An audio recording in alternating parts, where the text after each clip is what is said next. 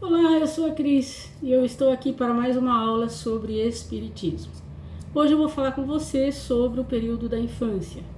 Eu já disse em aulas passadas que quando o espírito está para renascer, ele tem uma espécie de perturbação, as suas ideias ficam latentes, ele perde essas ideias, perde as suas faculdades por um tempo só, ele fica como numa espécie de sono.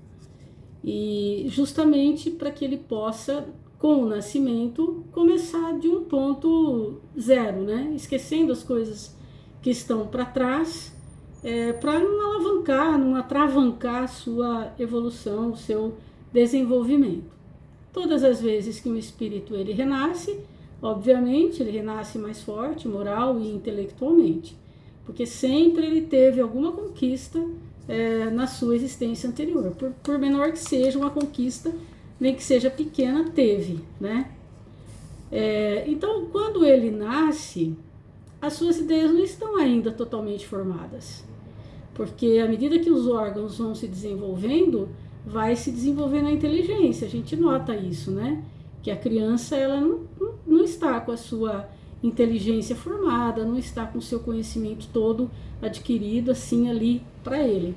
Então, como espírito, ele realmente é uma criança. Ele não tem ainda a posse de todas as suas faculdades. Justamente para ele ser mais maleável. Porque é nessa fase da infância que os pais têm que educá-lo e observar as más tendências do filho, observar o caráter do filho para ir ajudando no seu desenvolvimento. E o período da infância, ela vai desde o nascimento até a puberdade, que é quando desenvolve, período, né, em que vai desenvolver a sua personalidade. Quando ele chega na puberdade, que é a adolescência, ele se mostra tal qual é, né? O seu caráter vem à tona. Por isso que muitas vezes a gente escuta uma mãe ou um pai e fala assim: nossa, eu não reconheço meu filho. Mudou da água para o vinho. Sim, porque até então ele não era exatamente ele, né? Os instintos dele, os instintos não, mas as suas faculdades estavam mais guardadas, o seu caráter estava mais resguardado, justamente para ele ser maleável, para os pais poderem ajudar no seu desenvolvimento. É um dos motivos também pelos quais a infância tem aquela característica de inocência, né? É justamente, os pais têm que achar que o filho é doce, é afável, para ele poder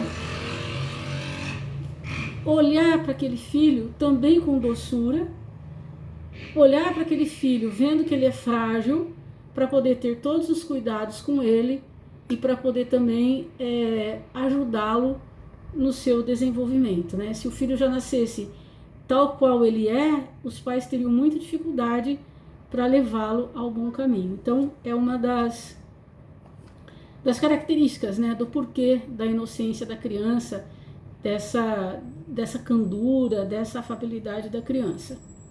Porque, na verdade, o espírito nasce para progredir, mas ele tem que ter a ajuda dos pais. Deus coloca essa missão, tanto para o pai quanto para a mãe, a missão de levar o filho para o caminho do bem, né?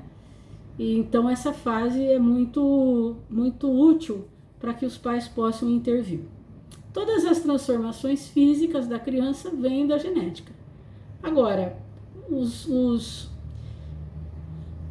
as possibilidades morais e intelectuais, o acondicionamento, tá me faltando a palavra, desculpa, a aquisição, na verdade, né, da parte moral e intelectual vem do próprio espírito, mas também da educação que ele tem.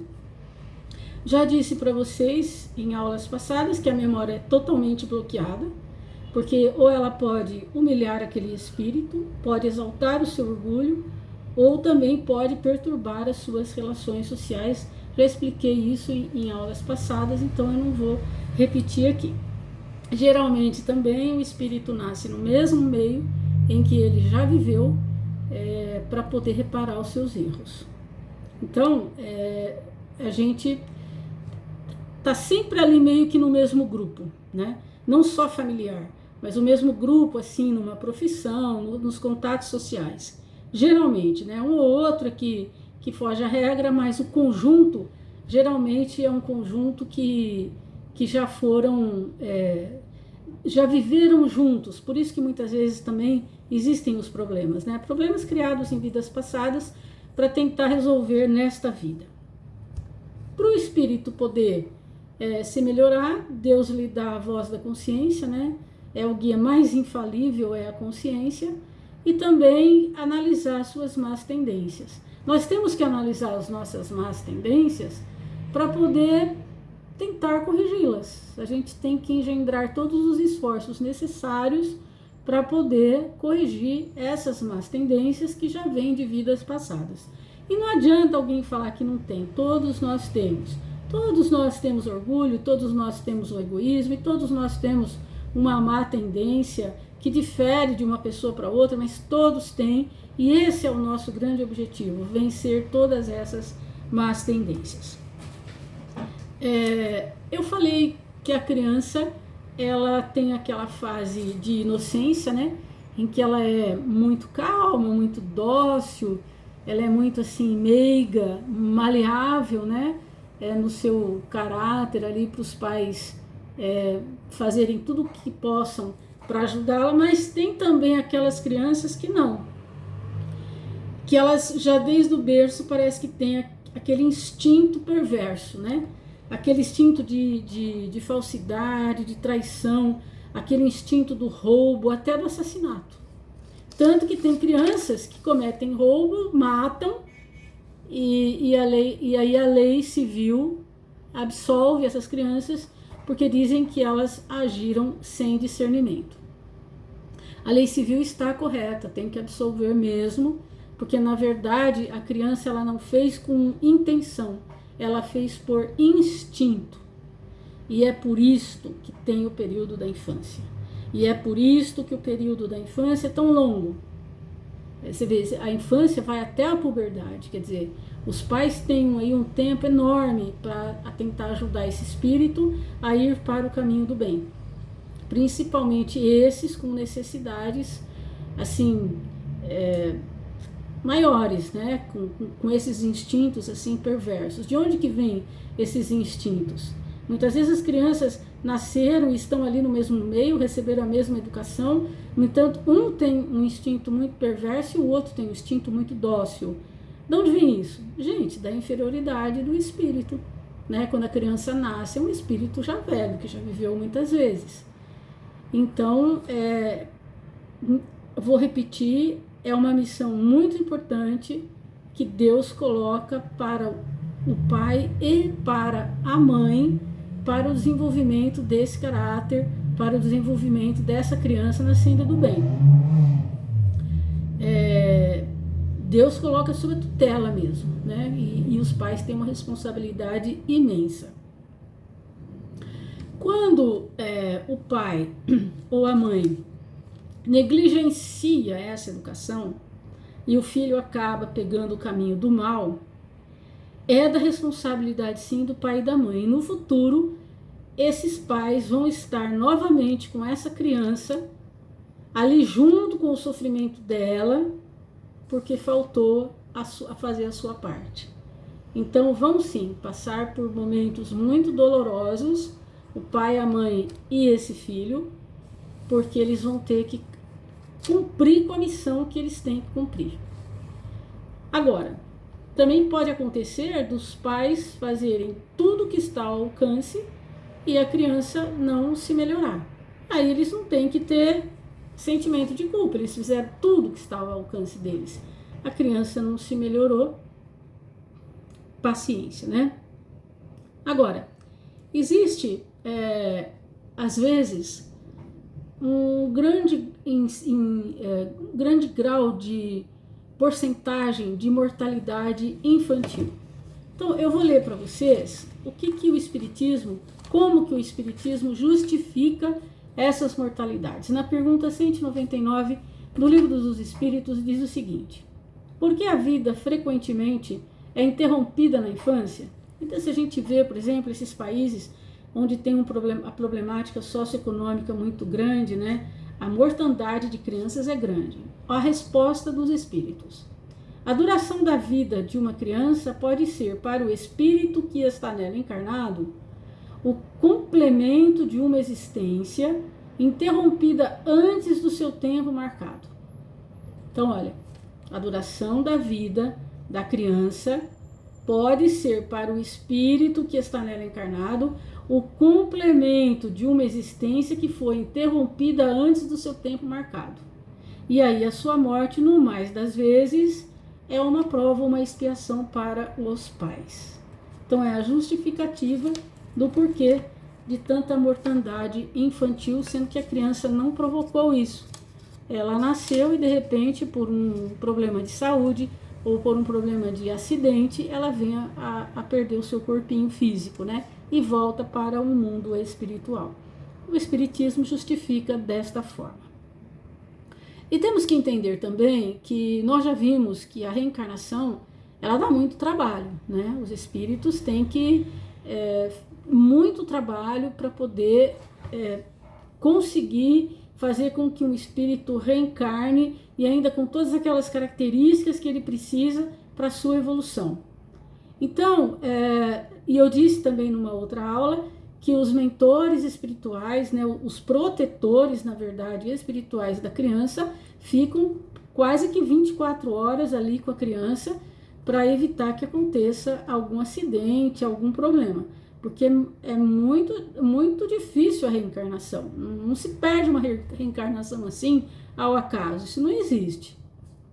Mas às vezes, por conta dessa explicação que o Espiritismo nos deu, a criança ela veio mesmo predestinada a perder o seu corpo físico a uma determinada idade. Nós vimos, por exemplo, naquele filme As Mães de Chico Xavier, deixou claro isso, que uma criança bonita, uma criança inteligente, uma criança saudável, uma criança muito capaz, ela sai com a sua babá, tá com a bicicletinha e ela é atropelada, chega a ser internada, vai para o hospital, mas ela morre.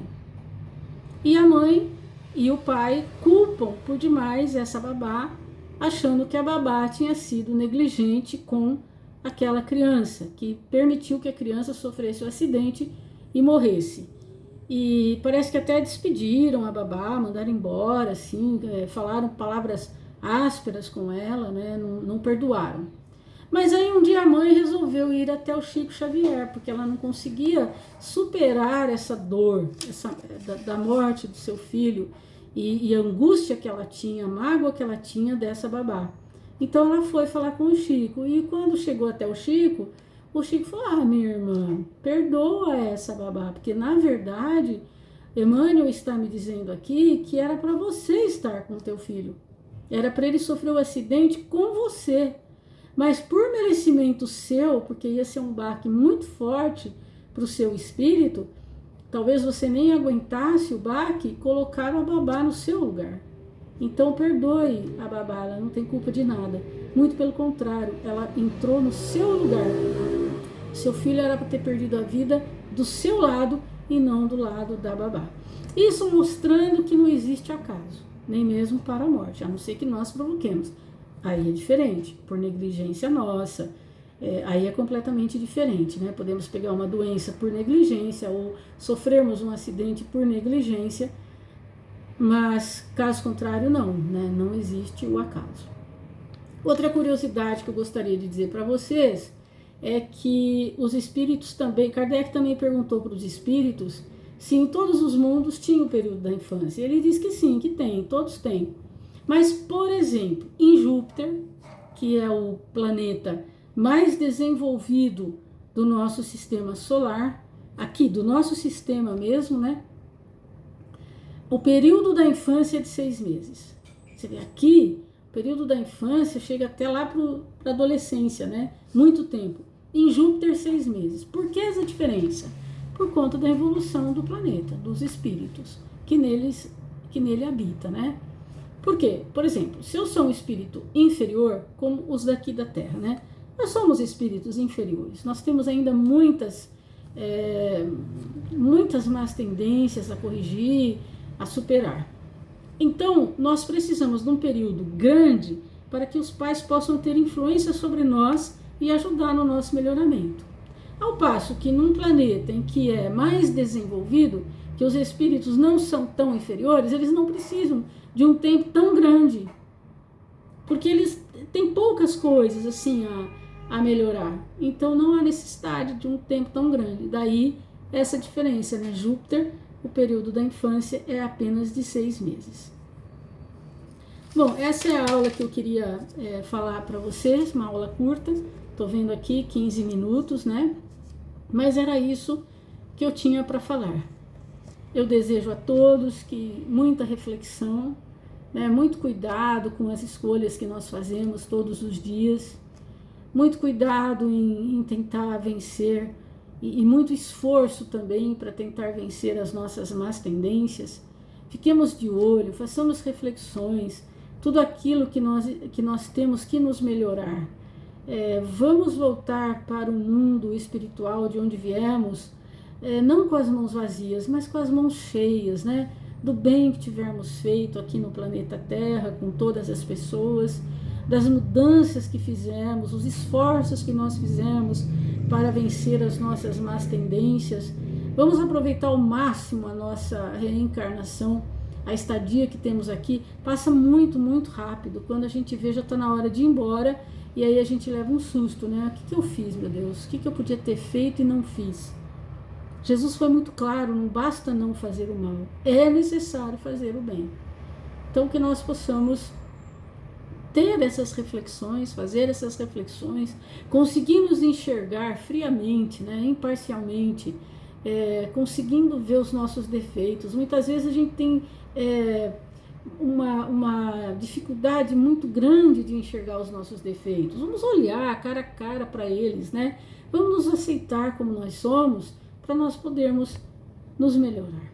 Então, um abraço fraterno a todos vocês e até quarta-feira que vem, se Deus quiser.